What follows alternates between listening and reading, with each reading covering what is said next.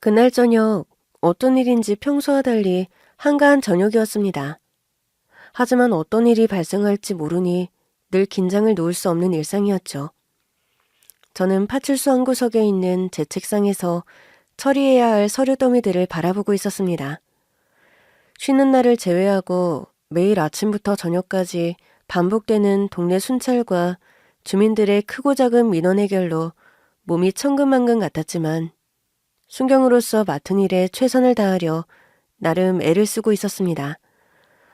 어느새 가로등 불빛이 어둑어둑하게 파출소 안으로 스며들고 있었습니다.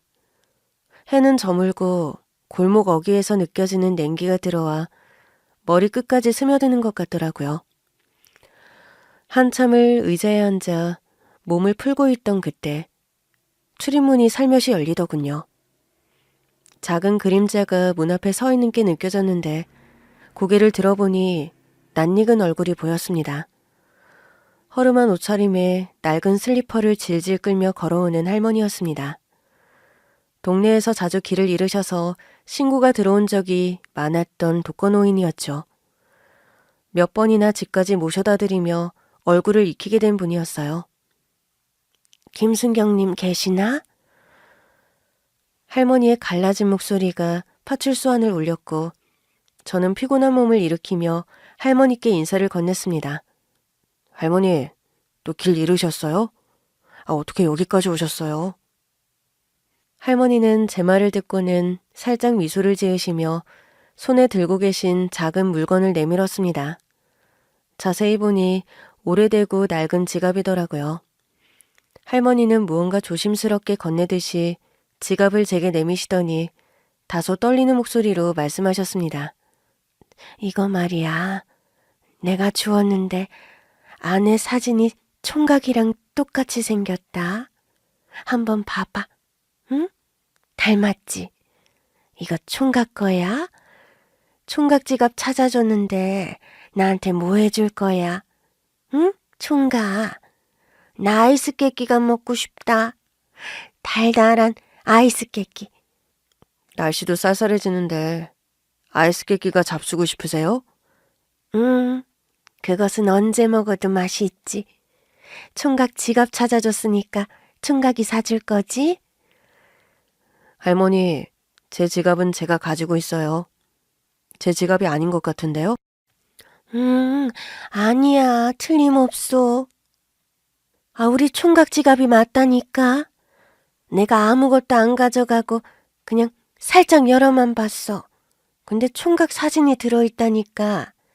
이거 총각 지갑 맞잖아. 제 것은 아니지만 지갑 파출소에 가져오신 건 아주 잘하셨어요. 왜 자꾸 총각 지갑 아니라고 해? 응? 나 아이스 깨끼 사주기 싫어서 그런 거지? 그래서 나한테 거짓 부렁하는 거지? 총각 거 맞으니까 얼른 지갑 도로 가져가고 나한테 아이스 깨끼 사줘. 당황한 마음에 손을 뻗어 지갑을 받아들었어요. 지갑 안의 사진이 나와 닮았다니 도대체 무슨 말씀이지? 의문이 머리를 스쳤지만 제 지갑이 아니라고 한 번만 말을 더 했다가는 바닥에 드러누워서 우실 것만 같았거든요. 그래서 조심스럽게 지갑을 열어보았습니다.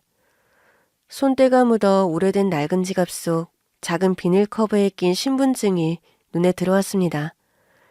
그리고 사진을 들여다본 순간 저는 입을 다물 수가 없었어요. 사진 속 남자의 얼굴은 놀랍도록 저를 닮아 있었거든요. 단순히 닮았다기보다는 마치 거울, 또 다른 내 모습을 보는 듯한 기분이 들었습니다. 할머니가 제 지갑이라고 착각을 할 만했어요. 이거 정말 닮았네? 맞지? 내 말 맞지, 총각? 총각, 나 잘했다고 칭찬해줘. 얼른 아이스 깨끼 사러 가자. 응? 저는 신분증을 뚫어져라 바라보며 말을 잇지 못했어요. 떨리는 손으로 지갑 속 신분증을 꺼내보았습니다. 신분증에는 박영민이라는 이름이 적혀 있었지만 사진 속 얼굴은 저와 똑 닮아 있었어요. 세세한 눈매와 턱선, 입가의 미묘한 표정까지 너무나 비슷해 당황스러울 지경이었습니다. 할머니, 이 지갑 어디서 주운 거예요? 할머니가 눈을 반짝이며 신이 나서 말씀을 하셨어요. 어디더라? 아, 우리 동네 시장 앞 큰 도로가 있지 않나? 그 길가에서 주웠어. 아니야, 시장 안에서 주웠나? 아니야. 전봇대 아래서 주운 것 같기도 하고, 초등학교 모르겠어, 총각. 이거 틀리면 아이스 깨끼 못 먹는 거야? 어디서 주웠는지 모르겠단 말이야. 내가 지갑 안에 있는 거 하나도 손 안 대고 보기만 했는데. 그래서 우리 총각 거라 가지고 왔는데 왜 자꾸 뭐라고 하는 거야? 혼나기 싫어. 저는 다시금 사진을 들여다보며 머릿속이 복잡해졌습니다. 내 얼굴과 똑같이 생긴 사람의 지갑이라니. 혹시 잃어버린 형제라도 있는 것일까요? 하지만 박영민이라는 이름도 처음 듣는 이름이었고 제가 아는 사람 중에 그런 사람이 없었습니다. 게다가 저는 어렸을 적에 부모님을 잃고 보육원에서 자랐거든요. 가족이나 형제가 있다는 이야기는 들어본 적도 없었죠. 할머니, 혹시 이분을 아세요? 사진 속 사람 말이에요. 저는 조심스레 여쭈었어요. 혹시 할머니가 아시는 분이라면 무언가 단서가 나올지도 모른다고 생각했거든요. 그러니까 사실 지갑을 우연히 주운 게 아니라 원래 할머니가 가지고 있던 건가?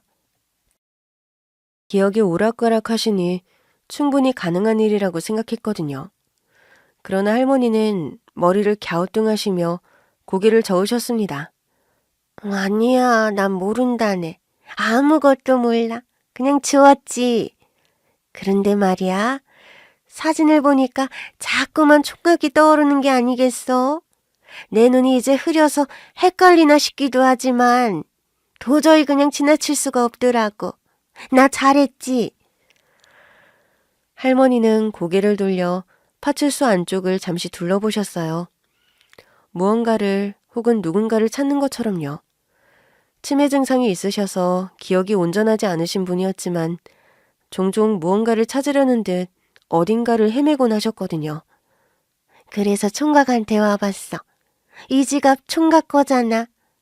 나도 내가 뭐라 하는 건지 모르겠네. 이제 아이스 깨끼 먹으러 가자. 응? 할머니는 수줍은 듯 고개를 돌리며 살짝 웃더니 곧 제 소매자락을 붙잡으며 아이스크림을 사달라고 조르기 시작했습니다.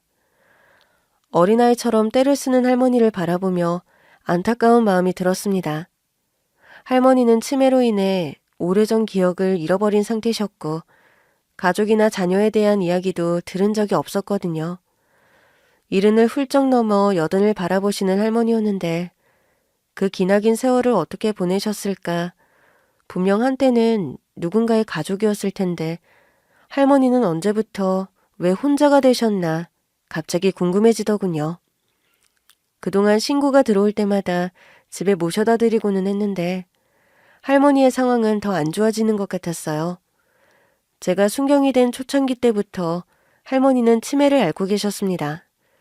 방문 요양을 받고 계셨는데 어느 날 길에서 넘어진 뒤 수술을 받았고 퇴원 후 망상 증상이 점점 심해지고 있었습니다. 방문 요양 보호사 선생님 말로는 상처 소독도 어렵고 요양보호사 선생님을 도둑 취급하시니 너무 힘들다고 했던 이야기도 들었어요. 제가 해야 할 일은 아니지만 할머니께서 이대로 지내다가는 위험할 것 같다는 생각이 들어서 방법이 없나 고민을 했거든요. 시설급여를 신청하여 요양원 입소 절차를 밟아보려고 했는데 가족이 없고 아무 연고가 없다며 요양원 입소를 안 받아주고 있었어요. 동사무소도 구청도 딱히 도움이 되지 않았습니다. 그런데 방문 요양사를 도둑 취급하던 할머니가 이렇게 주운 지갑을 들고 파출소로 온 게 신기했어요. 잠깐이나마 인지 능력이 돌아온 건가 생각이 들 정도였는데 아이스 깨끼만 외치는 모습에서 왠지 모를 연민이 느껴졌습니다. 할머니, 이 지갑은 일단 제가 보관하고 지갑 주인이 나타나면 바로 연락드릴게요. 우리 이경숙 할머니 아주 잘하셨어요. 좋은 일 하셨어요. 할머니는 제 말을 듣고는 희미하게 미소를 지으셨습니다. 그래 줄 거야? 고맙네. 총각이라면 분명히 잘 찾아주겠지. 그런데 주인은 이미 찾았잖아. 이 지갑은 총각 거니까. 그렇지? 그런데 그게 아니라고 하면 이 세상은 참 신기하다. 할머니의 말에 저는 잠시 눈을 감고 깊이 숨을 들이쉬었습니다. 저는 천천히 지갑을 닫아 할머니께 보이면서 조심스럽게 말씀드렸습니다. 이 지갑 주인분을 꼭 찾아드릴게요. 할머니, 혹시 필요하신 건 없으신가요? 있어. 아이스 깨끼요? 맞아. 아이스 깨끼. 이런 날씨에 찬 거 드시면 감기 걸리실 텐데. 아니야, 괜찮아. 할머니는 한동안 파출소 의자에 잠시 앉아 숨을 고르며 한숨을 내쉬었습니다. 저는 그 옆에 가만히 앉아 할머니를 지켜보았어요. 마치 무언가를 찾고 싶은데 기억이 흐릿해져서 찾을 수 없는 듯한 그런 쓸쓸한 표정이 느껴졌습니다. 할머니, 너무 늦었으니까 제가 집까지 모셔다 드릴까요? 할머니는 살짝 머뭇거리시다가 이내 고개를 끄덕이셨어요. 저는 파출소 바깥으로 천천히 할머니를 모시고 동네 골목 끝에 있는 가게로 향했습니다. 아이스 깨끼가 먹고 싶다던 할머니는 신이 난 얼굴로 아이스크림을 하나를 고르셨거든요. 그날 밤 함께 아이스크림을 먹으며 할머니를 집에 모셔다 드렸습니다. 사실 저는 아주 어릴 때부터 경찰이 되고 싶다는 꿈을 가졌었거든요. 경찰 시험에 합격하고 파출소 근무에 배치된 지 얼마 안 되었을 때 파출소 선배님 동료들과 경찰이 된 계기에 대해 이야기를 나눴던 적이 있었어요. 아침 순찰을 마치고 들어오자 동료들이 소파에 둘러앉아 이야기를 나누고 있었는데 자연스럽게 동료들의 대화에 참여하게 되었죠. 동료들은 각자 경찰이 된 계기를 하나둘씩 이야기하고 있었습니다. 그들의 이야기를 들으며 저도 모르게 제 어릴 적 기억이 떠올랐고 문득 그 이야기를 꺼내고 싶은 마음이 들어 조심스럽게 말을 했습니다. 사실 어릴 때 어떤 일이 있었는데 그 일 때문에 저는 경찰이 되기로 결심했습니다. 9살 때였던 것 같아요. 9살이면 완전 어릴 때네. 무슨 일이 있었어? 다들 제 얘기에 귀를 기울이며 궁금해하는 눈빛을 보냈습니다. 평소 내성적이고 감정 표현이 적은 편이었던 터라 제 이야기를 잘 하지 않았는데 그때는 왠지 진심을 말하고 싶었던 것 같아요. 어릴 때, 그러니까 제가 9살 무렵이었을 거예요. 사실 저는 부모님이 안 계시거든요. 어릴 때 부모님이 돌아가셔서 보육원에서 자랐습니다. 저는 담담하게 말을 했는데 제 말에 분위기가 잠시 숙연해졌습니다. 동료 중 한 명이 고개를 끄덕이며 위로를 하더라고요. 힘들었겠네, 김순경? 네, 쉽지는 않았죠. 그래도 어린 시절을 생각해보면 나름 좋은 추억들도 많았습니다. 그런데 그 중에서도 가장 선명하게 기억나는 한 가지가 있는데 그 일이 아니었으면 경찰이 안 됐을지도 모르겠네요. 저는 기억을 더듬으며 조심스럽게 그때의 일을 떠올렸습니다. 보육원에서 초등학교를 다니고 있었거든요. 9살 때였어요. 어느 날 학교가 끝나고 그러니까 보육원으로 돌아가는 길이었죠. 언제부터 보육원에 맡겨졌는지는 정확히 모르겠네요. 4살인지 5살인지. 이상하게도 보육원에 입소한 때는 도무지 기억이 안 나더라고요. 어쨌든 보육원 선생님들은 좋은 분들이었고 나한테는 엄마가 여러 명이다. 그러니까 남부럽지 않다고 생각을 했던 것 같네요. 그날은 평소와 다름없는 하굣길이었고 저는 혼자 보육원으로 돌아가고 있었습니다. 햇살이 따사롭던 날이었어요. 학교 담벼락을 따라 조용히 걸어가고 있는데 멀리서 2명의 낯선 사람들이 저를 빤히 쳐다보며 다가왔습니다. 갑자기 아주머니랑 아저씨가 저한테 다가오더라고요.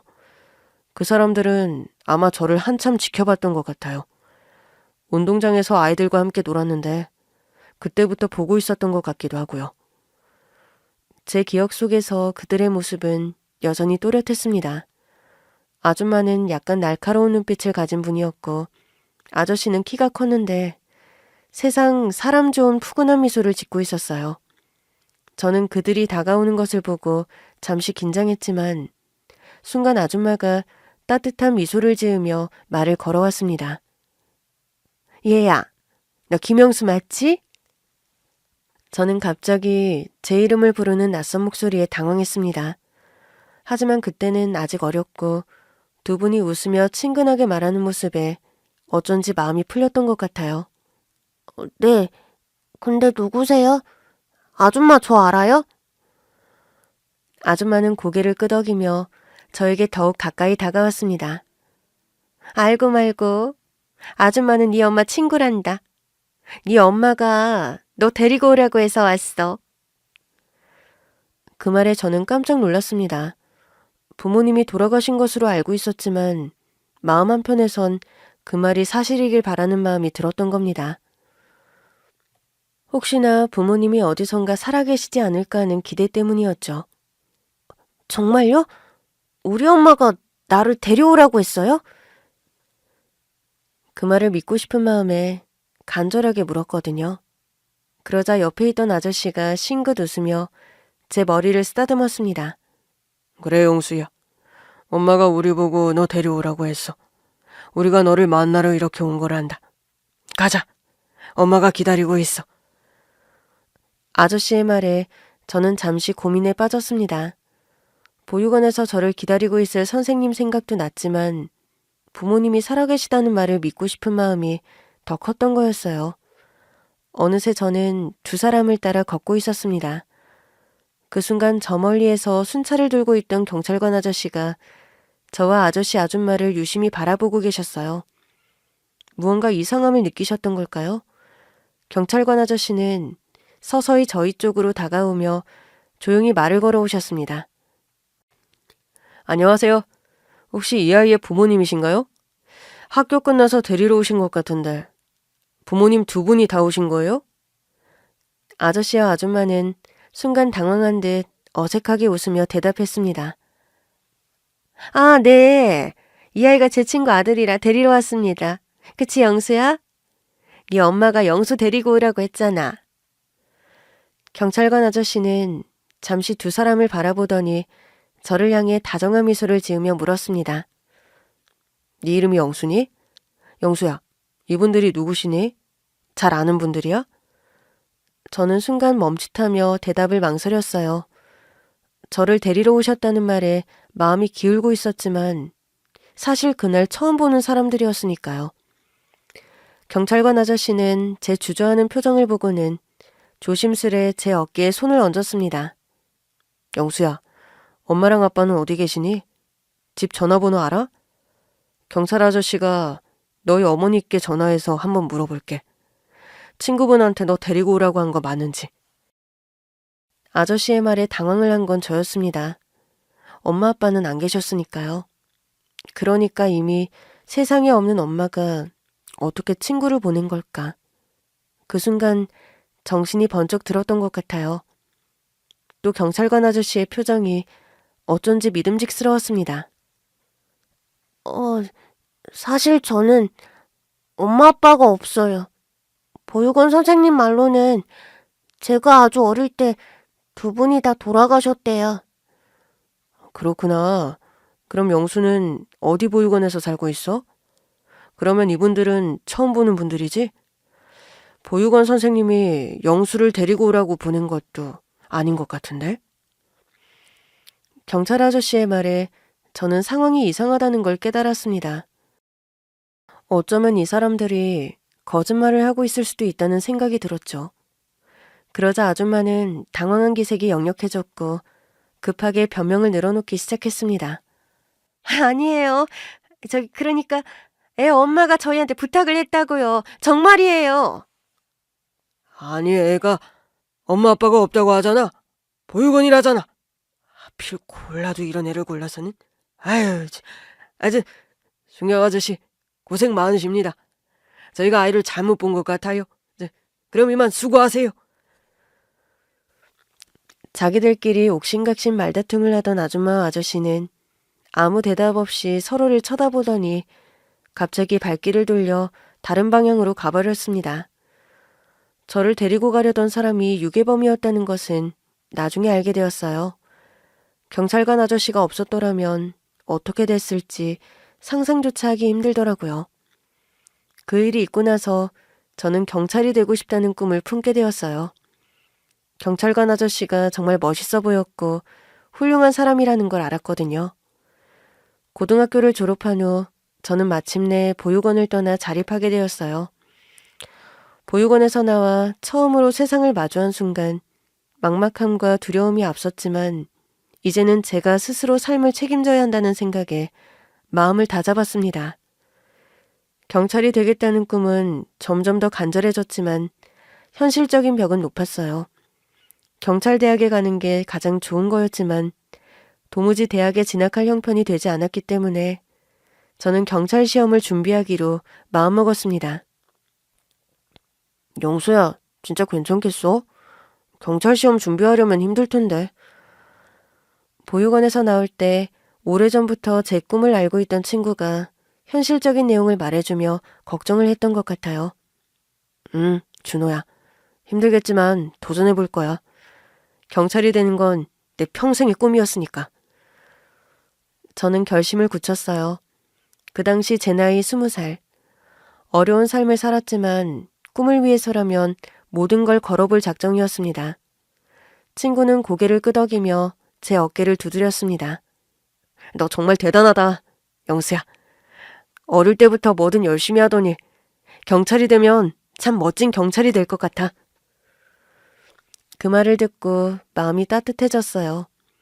보육원에서 함께 자란 친구들이 이렇게 제 꿈을 응원해주는 것이 큰 힘이 되었죠. 자립 후 생활비를 마련하기 위해 저는 아르바이트를 시작했습니다. 낮에는 카페에서 일했고 밤에는 편의점 야간 알바를 했어요. 하루에 몇 시간밖에 잠을 못 잘 만큼 바쁜 생활이었지만 틈틈이 경찰 시험 공부를 했습니다. 알바가 끝나고 집에 돌아오면 그때서야 책을 펼칠 수 있었거든요. 작은 원룸 책상 위에 놓인 경찰 시험 준비 교재는 제 유일한 희망의 상징이었습니다. 하루는 편의점 알바를 마치고 나오는데 가게 사장님이 저를 붙잡았습니다. 영수야, 경찰 시험 준비하느라 많이 힘들지? 네, 그래도 괜찮아요, 사장님. 힘들어도 어쩌겠어요. 제가 하고 싶은 일인데. 사장님은 가슴속에서 무언가를 꺼내듯 진지한 표정으로 말씀하셨습니다. 너 참 열심히 사는 것 같다. 쉬는 날도 없이 일하느라 힘들 텐데. 진짜 경찰이 되면 멋진 경찰이 될 거다. 어렵게 자란 네가 잘 된다고 하면 나도 무척 기쁠 것 같구나. 이거 유통기한 아직 남은 건데 집에 가서 먹어라. 감사합니다, 사장님. 감사합니다. 험난한 세상이라고 하지만 주변을 돌아보면 언제나 좋은 사람들이 있었던 것 같아요. 저를 믿고 응원해주는 분들이 있다는 사실은 이 험난한 길을 걸어가는 저에게 큰 위로가 되었습니다. 그렇게 3년 동안 경찰 시험을 준비했고 3번의 도전 끝에 합격 통지서를 받을 수 있었습니다. 합격 통지를 받은 날 저는 혼자 작은 방에서 무릎을 꿇고 한참을 울었어요. 꿈을 이룬다는 것이 이렇게나 감격스러운 일이라는 걸 그때 처음 알았거든요. 합격 소식을 전하기 위해 보육원 선생님께 전화를 걸었습니다. 원장님, 저 드디어 경찰 됐어요. 순경으로 임용됐어요. 전화기 너머로 들려오는 보육원 원장님의 목소리에는 눈물이 섞여 있었습니다. 영수야, 정말 잘했구나. 경찰이 되겠다는 꿈을 드디어 이뤘네. 영수야, 고생 많았어. 우리 영수, 원장님은 영수가 너무 자랑스럽다. 한참 동안 울고 웃으며 원장님과 대화를 나눴습니다. 저를 응원해주던 원장님과 친구들 덕분에 여기까지 올 수 있었던 것 같아요. 경찰이라는 꿈을 이룬 것은 좋았지만 사실 현실은 냉혹했습니다. 늘 아껴 쓰면서 지냈는데도 빠듯한 공무원 월급에서 돈을 모으는 게 쉽지 않더라고요. 하지만 경찰 일을 하는 것은 그 모든 현실적인 문제들을 잊게 할 만큼 보람된 일이었습니다. 파출소 근무를 하며 여러 사건을 해결하던 어느 날 저는 순찰을 돌다가 우연히 위험에 처한 여성을 구하게 되었거든요. 어둑어둑해진 저녁 무렵 인적이 드문 골목을 지나고 있을 때였어요. 멀리서 한 여성의 날카로운 비명소리가 들렸습니다. 저는 본능적으로 소리 쪽으로 뛰어갔는데 어둠이 짙게 깔린 골목길에서 한 남성이 여성을 위협하며 강하게 붙잡고 있었습니다. 거기 멈춰! 저는 있는 힘껏 소리쳤고 저를 보고 놀란 남성은 잠시 당황한 듯 멈칫했습니다. 그 순간 여성이 남성의 팔을 뿌리치고 뒤로 물러났고 저는 재빨리 그 남성에게 다가가 팔을 붙잡으며 제지했습니다. 무슨 일이십니까? 괜찮으세요? 여성분의 안전을 확인했는데 어디를 다치거나 하지는 않은 것 같았어요. 남성은 뭔가 중얼거리며 변명을 늘어놓으려 했지만 저는 강하게 단속을 했고 그 남자는 파출소로 데려갔습니다. 신고 처리와 조사를 마친 뒤에야 그 여성과 대화를 할 기회가 있었거든요. 괜찮으세요? 많이 놀라셨죠?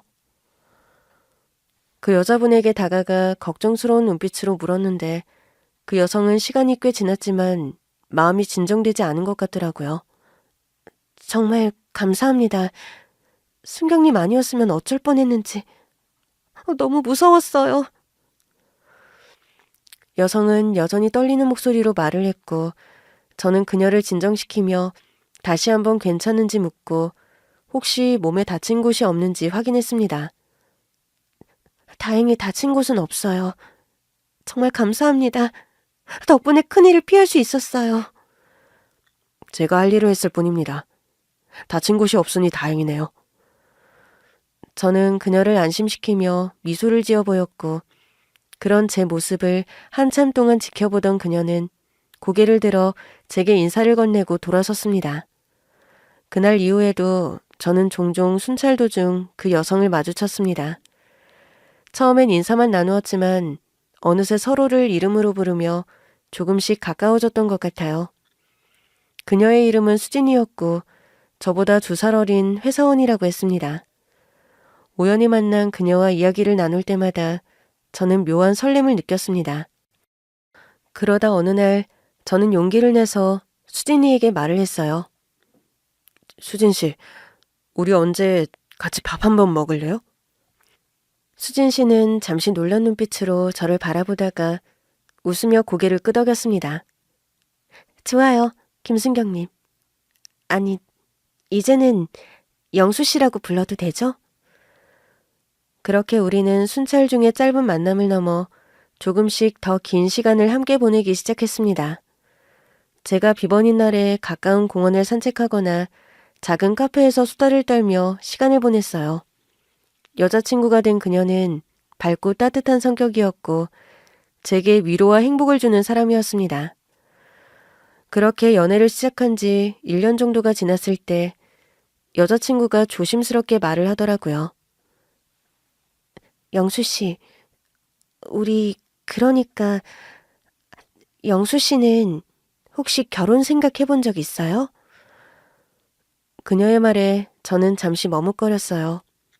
결혼이라. 사실 수진이와 결혼하고 싶은 마음이 간절했습니다.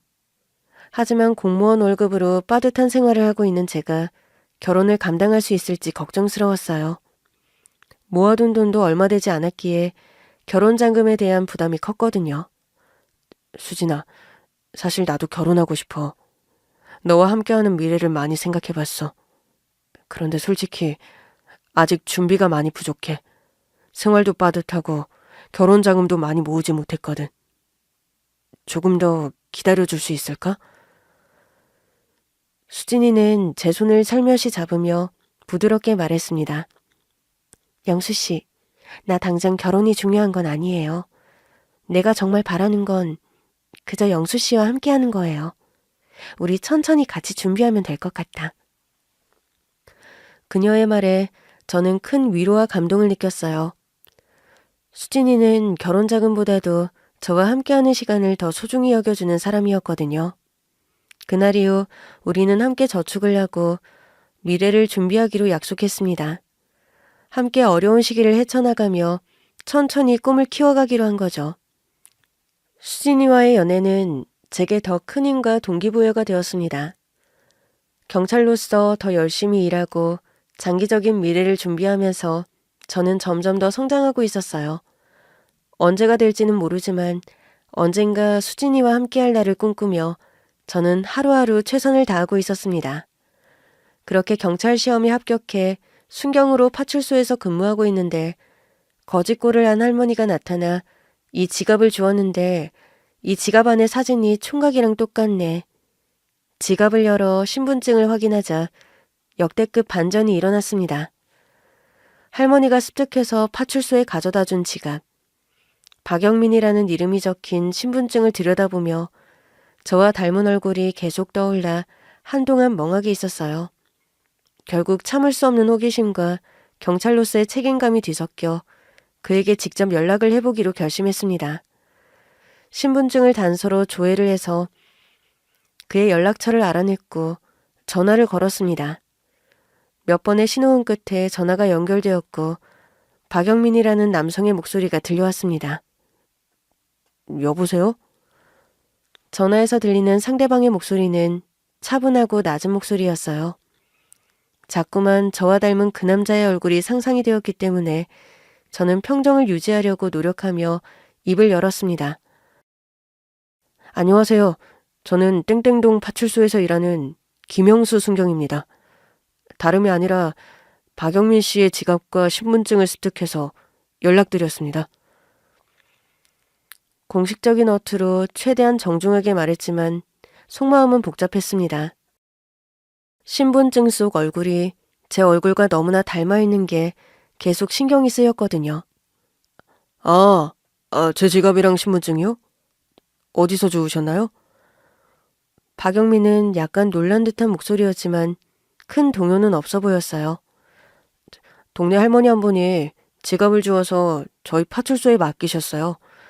지갑 안에 박영민 씨의 신분증이 들어있었습니다. 제가 여기서 보관하고 있으니 언제라도 찾아가시면 됩니다. 상대방은 머뭇거리더니 가벼운 한숨을 내쉬며 대답했습니다. 죄송합니다.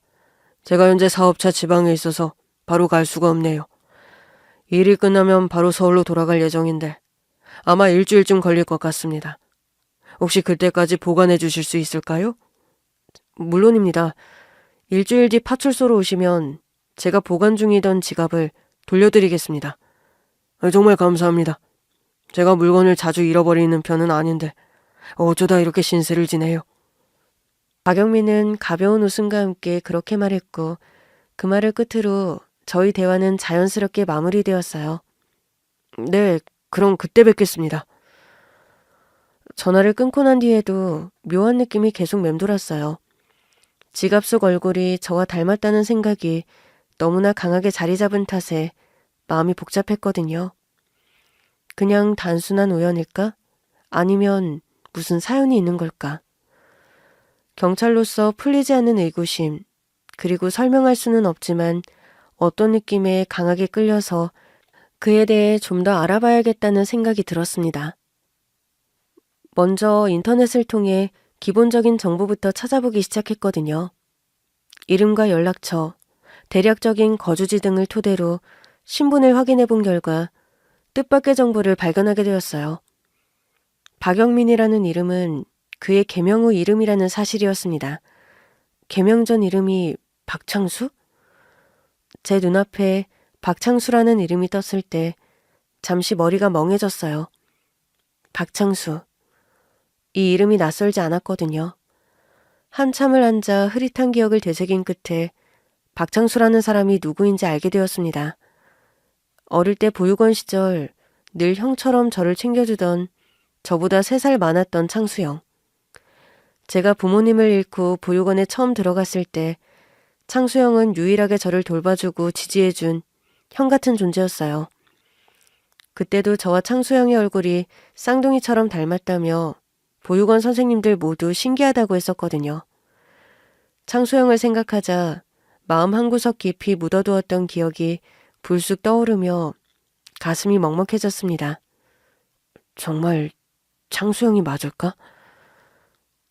어린 시절 창수형과 함께했던 많은 추억들이 머릿속에 파노라마처럼 스쳐 지나갔어요. 그때 우리는 어느 곳이든 함께 다니며 모든 시간을 함께 보냈습니다. 창수형은 저보다 체격도 컸고 성격도 활달해서 보육원 친구들에게 인기도 많았지만 제 앞에서는 누구보다 다정하고 따뜻한 형이었어요. 그 중에서도 잊히지 않는 어느 여름날의 기억이 다시금 떠올랐습니다. 그때는 유난히 더웠던 여름이었거든요. 보육원 마당에는 나무 그늘이 있었고 우리는 그 밑에 앉아 쉬곤 했습니다. 창수형은 바람에 흩날리는 잎사귀를 바라보며 저를 향해 미소를 지었어요. 영수야, 너 왜 그렇게 뛰어다녀? 보니까 자꾸 헛걸음질하는데 형은 영수 네가 다칠까봐 걱정이다. 얼굴에 로션도 발라야 한다고 했는데 얼굴을 아주 새카맣게 태울 작정이구나? 형이 웃으며 제 손을 잡아 올렸는데 제 손은 이곳저곳에 긁힌 흔적이 가득했습니다. 형, 나도 빨리 뛰고 싶은데 자꾸 넘어져. 형처럼 잘하고 싶은데. 그런 저를 보며 특유의 다정한 미소를 지으며 말했습니다. 괜찮아. 자꾸 연습하다 보면 나중에는 더 잘 뛰게 되는 거야. 누구든 넘어지면서 배운다고. 그렇지만 높은 곳에서 뛰어내리는 것은 절대 하면 안 돼. 크게 다치면 어떡하려고. 알았어, 창수야. 조심할게. 근데 형 정말이야? 넘어지면서 배운다는 거 말이야. 그럼 처음부터 다 잘하는 사람은 없어. 차근차근 연습을 해야 하는 건데 넘어질 때도 있는 거지. 그러면서 배우는 거야. 형의 그 말은 어리던 제게 큰 힘이 되었어요.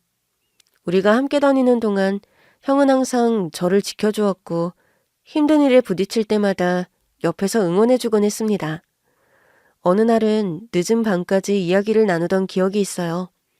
방 안은 조용했고 아이들은 각자의 자리에 누워 잠을 청하고 있었거든요. 창수형은 창가에 앉아 밤하늘을 바라보며 작은 목소리로 말했습니다. 영수야, 너는 나중에 커서 뭐 하고 싶어?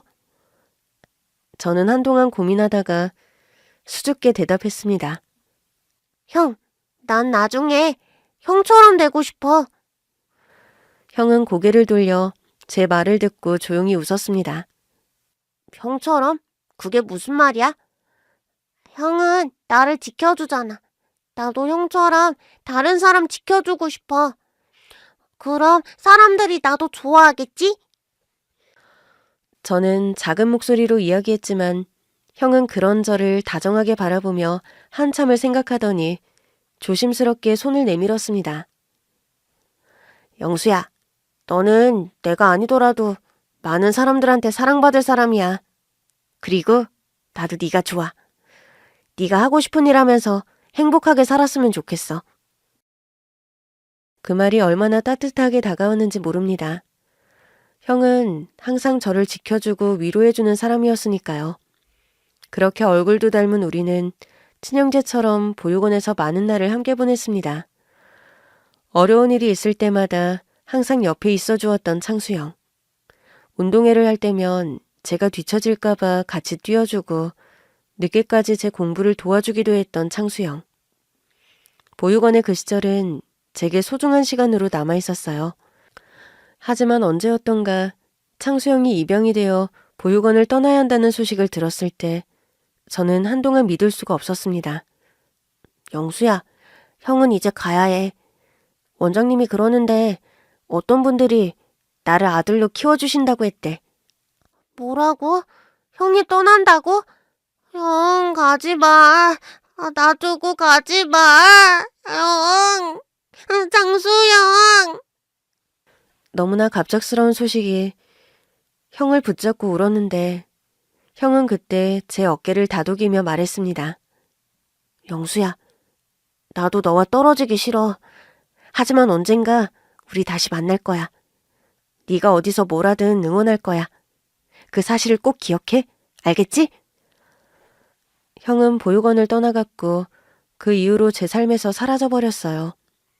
하지만 그의 말과 행동은 저의 기억 속에 오래도록 남아 그 후의 삶에 큰 힘이 되었습니다. 그리고 현재 세월이 많이 흘렀지만 이제 저는 창수형을 다시 만날 기회를 앞두고 있었습니다. 지갑 속에서 본 그 얼굴, 그 이름. 제게는 이제 더는 의심할 여지가 없었어요. 제 기억 속 따뜻한 형이 이름을 바꾼 채 다시 제 앞에 나타난 것이죠. 일주일 뒤 창수형을 다시 만날 수 있겠구나. 어린 시절 추억이 선명하게 되살아나는 기분에 저는 눈을 감고 조용히 웃었어요. 형이 멀리서도 나를 잊지 않고 응원해준 덕분에 내가 경찰이 된 거라고 형한테 이 말을 꼭 해줘야겠다고 다짐을 하면서요. 일주일 동안 저는 창수형을 다시 만날 날을 손꼽아 기다렸습니다. 그토록 오랜 시간 동안 소식이 끊겼던 형이었으니 그가 보육원을 떠난 뒤 어떻게 살았는지, 왜 개명까지 하게 되었는지 궁금한 것이 너무나 많았거든요. 그러다 문득 창수형의 출생신고서를 확인할 수 있다는 사실을 떠올렸어요. 박창수라는 과거 이름과 박영민이라는 현재 이름이 어떤 사연을 품고 있는지 조금이나마 단서를 얻을 수 있을지도 모른다고 생각했기 때문이었습니다.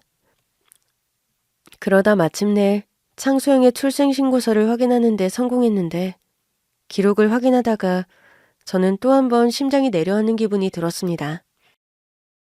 박창수의 부모 이름이 적힌 칸엔 이경숙이라는 이름이 적혀 있었거든요. 눈을 비비고 다시 봐도 이경숙이라는 이름이었고 할 말을 잊은 채 한동안 멍하니 서 있었어요. 창수형이 잃어버린 지갑을 주워 파출소에 가져다 주었던 할머니의 이름이 바로 이경숙이었기 때문입니다. 설마 그럴 리가 없어. 그런데 이게 정말 사실이라면? 기막힌 우연이라고 생각하면서도 왠지 꺼림칙한 마음이 들어서 추가적인 조사를 계속했어요. 여러 가지 자료와 기록을 찾는 과정은 순탄치 않았지만 조사를 하는 과정에서 불현듯 사실이 명확해지기 시작했습니다. 모든 단서와 기록은 이경숙 할머니가 창수형의 친어머니라는 진실을 가리키고 있었습니다. 지갑을 주운 이경숙 할머니가 창수형의 어머니였구나. 할머니는 평생 창수형을 찾아다닌 거였어. 그런데 창수형은 왜 어머니를 찾지 않았지? 생각해보니 부모님이 모두 돌아가셔서 보육원에 맡겨졌던 저와 달리 창수형은 부모님, 엄마가 있다고 했던 기억이 났습니다. 그런데 없는 거나 마찬가지라고, 엄마가 자신을 버렸다고, 자신은 버림받은 아이라고 창수형이 말했던 것이 떠올랐어요. 그러니까 이경숙 할머니는 아들을 버린 게 아니었는데 창수형은 평생 자신을 버린 부모를 원망하며 살았던 걸까요? 이경숙 할머니는 아들을 찾기 위해 평생 고단한 삶을 살아오셨던 것이었는데 치매기 때문에 이름조차 잊은 지금도 아들을 그리워하는 마음이 무의식에 남아 창수형과 닮은 제 얼굴을 보며 저에게 이끌렸던 것은 아닐까.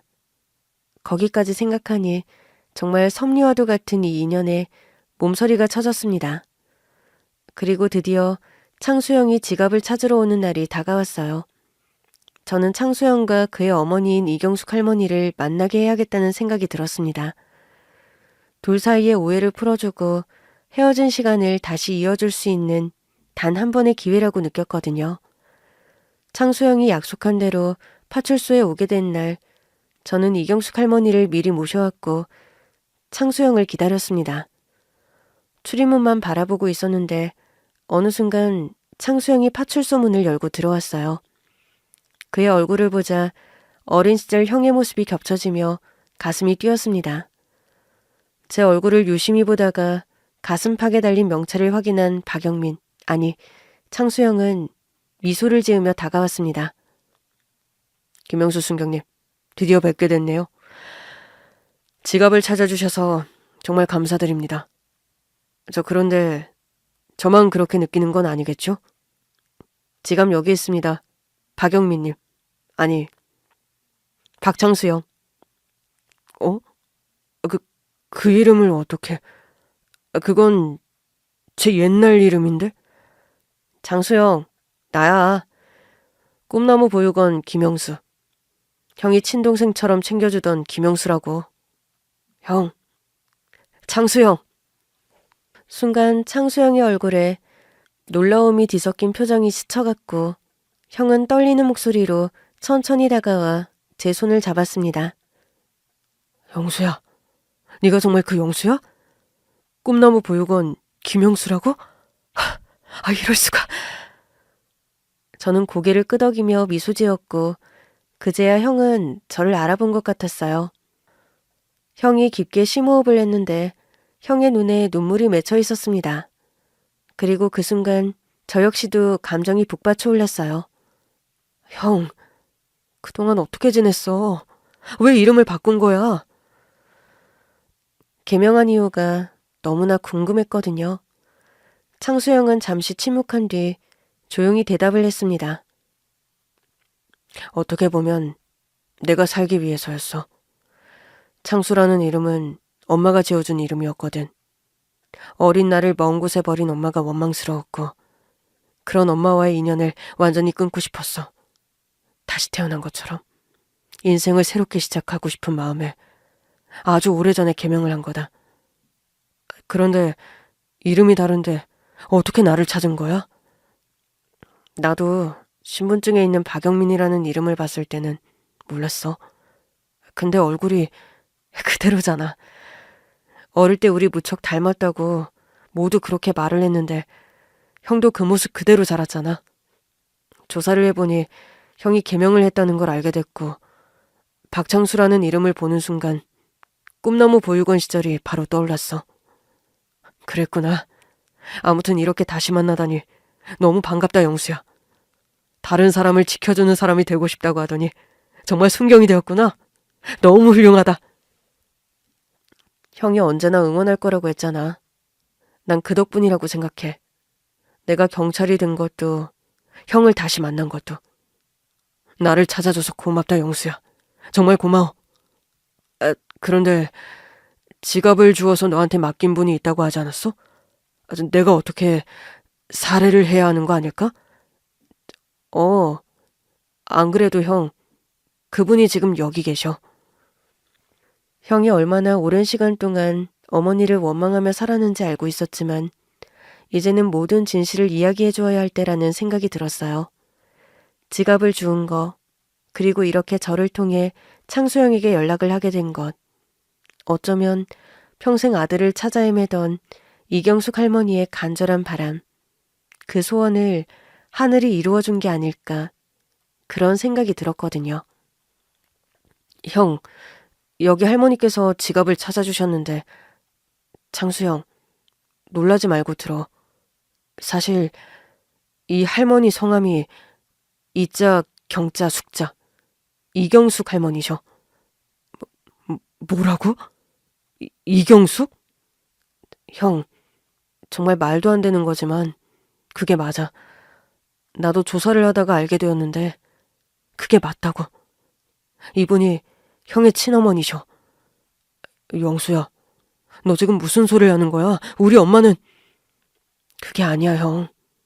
형을 버린 게 아니라 잃어버리실 거였어. 형의 어머니는 평생 형을 찾아 헤매셨던 거라고. 제 말에 창수형의 표정이 굳어졌고 눈이 흔들리기 시작했습니다. 뭐라고? 그게 무슨 말이야? 여기 이 할머니가 내 어머니라고? 저는 할머니가 지갑을 찾아 파출소로 왔던 날부터 조사 끝에 이경숙 할머니가 형의 어머니였음을 알게 된 사연을 모두 이야기해 주었습니다. 치매를 앓기 전까지 아들을 찾고 있다며 곳곳을 돌아다닌 기록, 할머니의 집에 그대로 있는 형 어릴 때 사진과 오래전 만든 전단지까지 형에게 다 보여주었어요. 창수형은 충격에 찬 얼굴로 제 이야기를 들으며 멍하니 저를 바라보고 있었습니다. 영수야, 그 말이 사실이야? 정말 우리 엄마가 날 잃어버렸다고? 그래, 형. 그리고 지금 이곳에 어머니가 계셔. 치매가 있으셔서 예전 기억을 다 잊으셨지만 그리워하는 마음만큼은 잊지 않으신 것 같아요. 그 말을 들은 창수형은 그 자리에서 얼어붙은 듯 아무 말도 하지 못했습니다. 저는 천천히 형의 손을 잡고 말했습니다. 형, 어머니께 가봐요. 오랜 시간 형을 찾으셨어. 저는 창수형을 데리고 이경숙 할머니가 계신 방으로 향했습니다. 할머니는 방 한편에 앉아 조용히 주변을 둘러보고 계셨어요. 창수형은 아무 말도 하지 못한 채 가만히 할머니를 바라보았습니다. 그의 눈에선 복잡한 감정이 교차했고 할머니도 낯선 듯 형을 바라보았어요. 할머니, 이 사람이 지갑 주인이에요. 할머니가 준 지갑 기억나시죠? 보세요. 여기 지갑 안에 신분증 사진. 이 사람 얼굴 맞잖아요. 제 말에 할머니는 고개를 갸우뚱하시더니 한참 만에 손을 내밀어 창수형의 얼굴을 만지셨습니다. 창수형은 어머니의 손길에 가만히 눈을 감았습니다. 맞다. 사진이랑 똑같네. 그런데 김순경이 2명이네. 그러니까 지갑이 김순경 지갑이 아니라 이 사람 지갑이라는 거지? 둘이 형제야? 그런데 우리 오늘 처음 보는 거 맞죠? 김순경이랑 닮았는데 우리 아들이랑도 닮았네요. 내가 아들이 있거든요. 40이 다 돼가는 나이에 어렵게 낳은 우리 아들이에요. 금보다 옥보다 귀한 우리 아들이 있어요. 그 순간 창수형은 참아왔던 눈물을 흘리며 할머니의 손을 꼭 잡았습니다. 엄마, 정말 엄마 맞아요? 창수형의 목소리가 심하게 떨렸어요. 오랫동안 꾹꾹 눌러왔던 그리움과 원망이 어머니 앞에서 눈물로 터져나오는 것이 느껴졌습니다.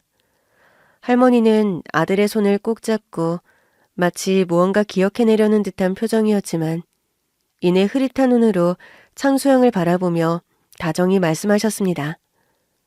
우리 아들 늘 보고 싶었지. 그랬는데 우리 아들 어디 있는지 알아요? 창수형은 한참을 할머니 손을 잡고 아무 말 없이 눈물만 흘렸어요. 형과 어머니의 모습을 지켜보며 저는 저도 모르게 눈시울이 뜨거워졌습니다. 오랜 세월 동안 서로를 그리워하며 살아온 두 사람이 이제야 마주하게 된 순간 그 모든 오해와 고통이 눈물로 씻겨내려가는 듯했거든요. 창수형은 떨리는 목소리로 할머니께 속삭였습니다. 엄마, 미안해요. 그동안 엄마를 원망하면서 살았어요. 엄마가 절 버렸다고 믿었어요. 그래서 엄마를 찾을 생각도 안 했어. 엄마 죄송해요. 너무 죄송해요. 할머니는 여전히 모든 걸 기억하지는 못했지만 아들을 향한 사랑만큼은 온전히 남아있었던 듯 창수형을 향해 조용히 말씀하셨습니다. 우리 아들 잘 살고 있겠죠? 우리 아들 보면 이야기 좀 해줘요. 엄마가 우리 아들 언젠가는 찾을 거라고. 네? 이야기해줘요.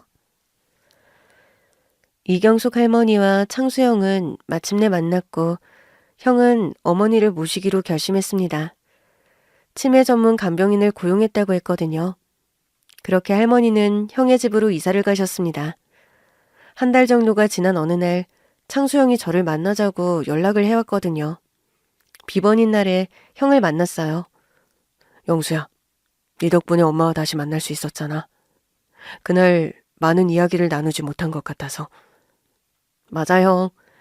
어릴 때 형이 떠나서 많이 슬펐는데 원장님이 형이 좋은 집에 갔다고 했거든. 그러니까 슬퍼하지 말라고 하셨어. 영수야, 사실 나 그 집에 간 지 1년도 되지 않아서 파양당했어. 파양을 당했다고? 그래. 좋은 가정을 만났다고 생각했었는데 얼마 지나지 않아서 양어머니가 임신을 하셨거든. 그렇게 그 집에서 쫓겨나다시피 했지. 저는 아무 말도 하지 못한 채 가슴이 먹먹해졌어요. 창수 형이 보육원을 떠났을 때 좋은 환경에서 형이 행복하게 살기를 바라던 제 어린 마음이 떠올랐거든요. 하지만 형은 그러지 못했던 거였죠. 그럼 파양 후에 어디로 간 거야? 멀리 떨어진 지방 보육원으로 보내졌어. 그곳에서 다시 아이들과 함께 지내며 새로운 삶을 시작했지. 물론 어려움도 많았지만 잘 지냈고 성인이 되어 자립을 했어. 창수 형이 겪은 삶이 저와 비슷했을 것이라는 짐작은 했지만 형이 겪은 고난은 상상 이상이었습니다. 하지만 어려움 속에서도 형은 자수성가를 해냈고 지금은 사업을 하며 안정된 삶을 살고 있었어요. 형, 정말 너무 고생했네요. 아니야, 영수야. 이제와 생각하면 다 지난 일이니까. 하지만 엄마를 다시 만나게 해준 네 덕분에 이제는 마음속에 담아두었던 짐 하나를 내려놓을 수 있게 된 거야. 그래서 너에게도 정말로 보답을 하고 싶어. 그 순간 저는 손사래를 치며 황급히 고개를 저었습니다. 아, 형, 안 그래도 돼. 나는 순경으로서 해야 할 일을 했을 뿐이야. 아니야, 네가 아니었다면 엄마와의 재회는 불가능했을 거야. 정말 진심으로 고마워, 영수야. 형, 나도 형이랑 어머니가 다시 만나고 이제라도 같이 지낸다고 하니까 정말 기뻐. 내가 도울 일이 있다면 뭐든 돕고 싶어. 고맙다, 영수야. 네가 지금까지 살아온 길이 얼마나 고됐을지 나도 조금은 알 것 같아. 그러니 내 마음을 받아줘. 형으로서 해줄 수 있는 게 있다면 기꺼이 해주고 싶어. 제가 결혼 준비를 하고 있다는 것을 알게 된 형은 기꺼이 저희 가족으로서 신혼집을 마련하는데 보탬을 주고 싶다고 했습니다. 그리고 결혼식 날 형은 혼주석에 앉아주었어요. 제가 창수 형과 어머니의 기적 같은 재회를 보며 느낀 게 있거든요. 행복이란 것이 멀리 있지 않다는 거. 소중한 사람과 함께하는 시간이 행복 그 자체라는 것을 알게 되었어요. 창수 형과 형의 어머니도 행복하게 잘 지내고 계십니다. 이 기회를 빌어 인생의 소중함을 다시금 일깨워준 형과 형의 어머니에게 감사한 마음을 전합니다.